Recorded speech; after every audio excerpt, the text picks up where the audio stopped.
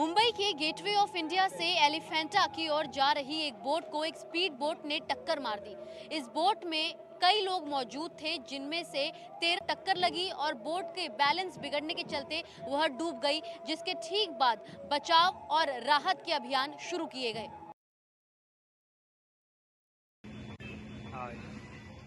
ये नज़ारा डरावना है। एक स्पीड बोट ने नीलकमल नामक बड़ी बोट को टक्कर मार दी। बोट पानी में डूबने लगी। रेस्क्यू के लिए टीमें तेजी से पहुंची।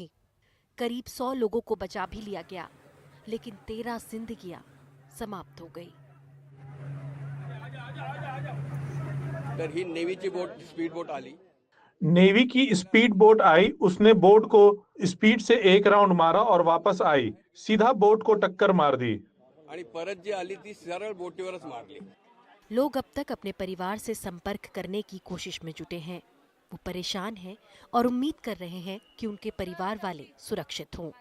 महाराष्ट्र के मुख्यमंत्री ने हादसे में मारे गए लोगों के परिजनों के लिए 5 लाख रुपए के मुआवजे का ऐलान किया।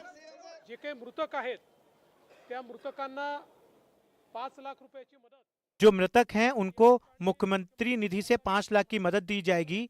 इस हादसे की जांच शासन की तरफ से की जाएगी। सखोल चौकशी ही शासनाच्या वतीनं आणि नौदलाच्या वतीनं केली जाईल। लेकिन असली सवाल ये है कि क्या इस बोट पर बैठे लोगों को लाइफ जैकेट नहीं दी गई थी? इस प्रकार की सुरक्षित बोट राइड में भी लोगों का सुरक्षित न होना गंभीर सवाल खड़े करता है। बोट की टक्कर का कारण क्या था, और अगर बोट मानकों पर खरी नहीं थी तो इस पर क्या कार्रवाई की जाएगी, ये देख। केंद्रीय गृह मंत्री अमित शाह के बाबा साहेब अंबेडकर के दिए बयान को लेकर सदन के दोनों सदनों में जबरदस्त हंगामा हुआ है। विपक्ष ने जहां गृह मंत्री के इस्तीफे की मांग की, वहीं अमित शाह के बचाव में प्रधानमंत्री तक उतर आए। आखिरकार अमित शाह ने प्रेस कॉन्फ्रेंस कर कांग्रेस पर गलत बयानी करने का आरोप लगाया। अंबेडकर अंबेडकर अंबेडकर अंबेडकर अंबेडकर अंबेडकर। मंगलवार को राज्यसभा में अंबेडकर पर अपने बयान को लेकर विपक्ष का हंगामा देखते हुए आखिरकार अमित शाह को प्रेस कॉन्फ्रेंस करनी पड़ी। उन्होंने कांग्रेस पर झूठ बोलने का आरोप लगाया। मेरे बयान को तोड़ मरोड़ कर आधा ही दिखाकर जनता के सामने रखना और भ्रांति फैलाने का प्रयास किया है।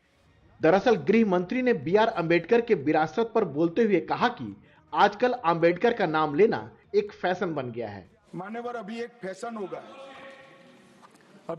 होगा है अंबेडकर अंबेडकर अंबेडकर अंबेडकर अंबेडकर अंबेडकर। इतना नाम अगर भगवान का लेते हैं तो 7 जन्मों तक स्वर्ग मिल जाता। लेकिन विपक्ष को अमित शाह का यह बयान रास नहीं आया। विपक्ष सदन के अंदर और बाहर दोनों जगहों पर हंगामा कर रहा है। इनका पूरा का पूरा काम अंबेडकर जी ने जो किया और जो कॉन्स्टिट्यूशन है उसको खत्म करने का है।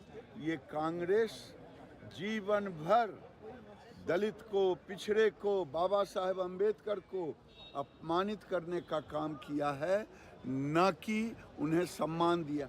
आपने भी इस मुद्दे पर बीजेपी मुख्यालय के बाहर प्रदर्शन किया। जिस तरह से उन्होंने अमित शाह जी ने बाबा साहब अंबेडकर का अपमान किया, करोड़ों लोगों की भावनाएं आहत हुई हैं। इन सब के बीच प्रधानमंत्री ने भी सोशल मीडिया पर पोस्ट कर अमित शाह का समर्थन किया।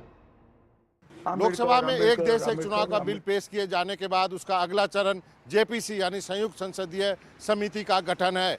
इसको लेकर सभी राजनीतिक दल अपनी अपनी रणनीति बना रहे हैं। एक बात तो तय हो चुका है कि इस JPC में विपक्ष का नेतृत्व प्रियंका गांधी ही करेंगी। पहली बार सांसद के रूप में शपथ लेने वाली प्रियंका गांधी के सामने एक और बड़ा इम्तिहान है। वो एक देश एक चुनाव के लिए बनने वाली JPC में कांग्रेस की ओर से शामिल हो रही हैं। इस JPC में 30 सदस्य होंगे और एक अध्यक्ष है। कांग्रेस की ओर से प्रियंका गांधी, सुखदेव भगत और मनीष तिवारी के नाम है, जबकि TMC की ओर से कल्याण बनर्जी का नाम है। लोकसभा के संख्या बल के आधार पर बीजेपी के सबसे ज्यादा सदस्य हैं। इस JPC के सामने कानून को समग्र रूप देने की चुनौती भी होगी और आम राय बनाने का दबाव भी। योगी सरकार ने संभल के लिए मास्टर प्लान तैयार किया है। अयोध्या और मथुरा की तरह संभल को भी अब एक तीर्थ स्थल के रूप में विकसित किया जाएगा। सालों से बंद पड़े मंदिरों का कायाकल्प किया जाएगा। शहर में जितने भी कुएं और तालाब हैं उनका जीर्णोद्धार होगा। मान्यता रही है कि संभल में भगवान कल्कि का अवतार होगा। इसी के हिसाब से इस शहर को एक नई पहचान देने की तैयारी है। योगी सरकार संभल को हिंदुत्व की नई प्रयोगशाला बनाना चाहती है। इसके लिए अब इस शहर को नई पहचान देने की तैयारी है। राज्य सरकार एक मास्टर प्लान पर काम कर रही है। इसके तहत बंद पड़े मंदिरों में फिर से पूजा पाठ का सिलसिला शुरू हो गया है, पर अब तैयारी इसके आगे की है। संभल के गजेटियर के मुताबिक एक जमाने में यहाँ तालाब और सरोवर को ही तीर्थ माना जाता था, लेकिन अब ऐसे अधिकतर तालाब अतिक्रमण के शिकार है। मंदिरों से लगे कुओं पर निर्माण हो गया है। इन सब का जीर्णोद्धार होगा।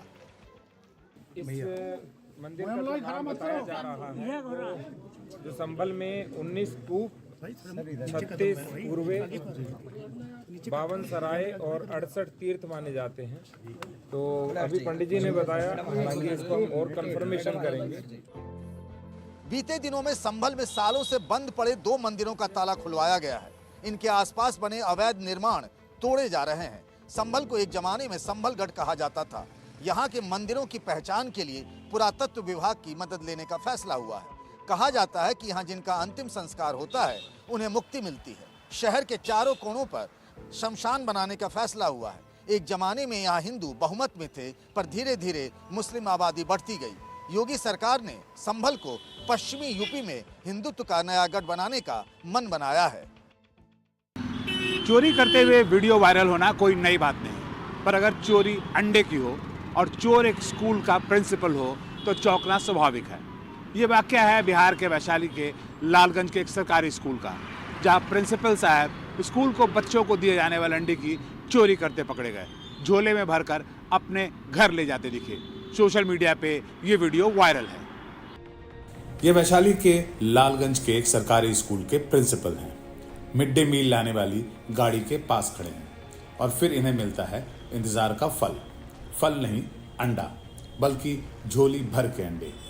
ये सरकार ने बच्चों के लिए भेजा है, वो इनके घर जा रहा है। बिहार में सरकारी स्कूल के बच्चों को पोषण के लिए हफ्ते में 2 बार अंडा दिया जाता है। खाना में क्या क्या मिला था?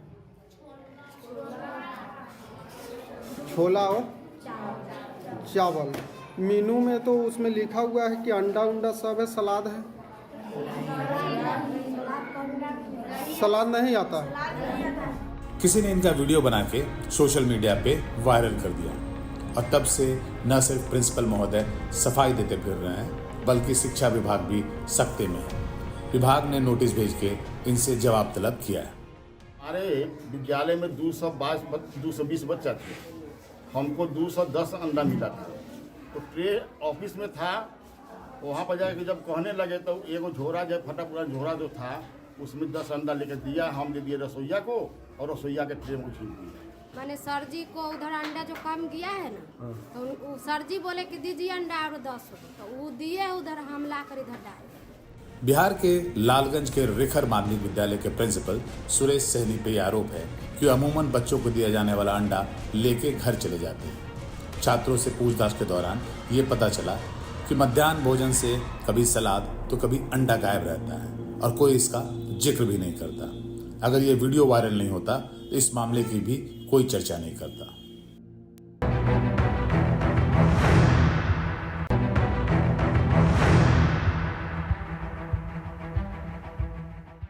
जयपुर के आमेर किले में हाथी की सवारी करना अब पर्यटकों के लिए महंगा हो जाएगा। पिछले महीने सरकार ने इसकी दरें घटाई थी। इसके खिलाफ हाथी मालिक हाईकोर्ट गए थे। हाईकोर्ट ने सरकार के आदेश को रद्द कर दिया है और अब सरकार को हाथी मालिकों के साथ बैठक कर नई दरें तय करने को कहा है। जयपुर के आमेर किले में होने वाली हाथी की सवारी और महंगी हो सकती है। पिछले महीने पुरातत्व विभाग ने हाथी सवारी की दरें 2500 से घटाकर 1500 करने का फैसला किया था। हाथी मालिक इसके खिलाफ हाईकोर्ट पहुंच गए। उनका कहना है कि हाथी पालना काफी खर्चे का काम है। सरकार ने जो दरें तय की हैं, उससे खर्च चलाना मुश्किल है। एक हाथी को पालने पर डे खर्चा है 3500 से 4000 रुपए पर रोज का खर्चा है हाथी को। और इससे क्या रेट बढ़ने से तो बहुत मालिकों को राहत मिली थी। अब इससे रेट कम होने से थोड़ा महंगाई को देखते हुए तो तो मालिकों को थोड़ा भार पड़ रहा है इस पे। हाथी मालिक भले ही दरें बढ़ाने की उम्मीद में खुश हो रहे हों, लेकिन पर्यटक और गाइड ऐसा नहीं चाहते। आई थिंक 1500 है, मेरे हिसाब से ये इनफ है। 2500 तो ज़्यादा है। I think 1500 is enough. Travel agent थे वो क्या करते हैं कि 6 मंथ पहले या साल भर पहले से बुक करके रखते हैं टूर को। अब उस समय उन्होंने 1100 रुपये के हिसाब से टूर बुक करके रखा था, फिर एकदम से 2500 रुपये हो गया, तो फिर वो थोड़ा फ़र्क पड़ेगा ना, तो वो कैंसिल करने लग गए थे। ये सरकार की जिम्मेदारी है कि जो हाथी मालिक हैं और जो लोग इससे रिलेटेड हैं, सीधे जिन पे इफेक्ट पड़ता है, उनका भी थोड़ा सोचे। दरों को लेकर हाथी मालिक और पर्यटकों की राय अलग अलग है, लेकिन दिलचस्प होगा कि आखिर में बीच का क्या रास्ता निकलता है।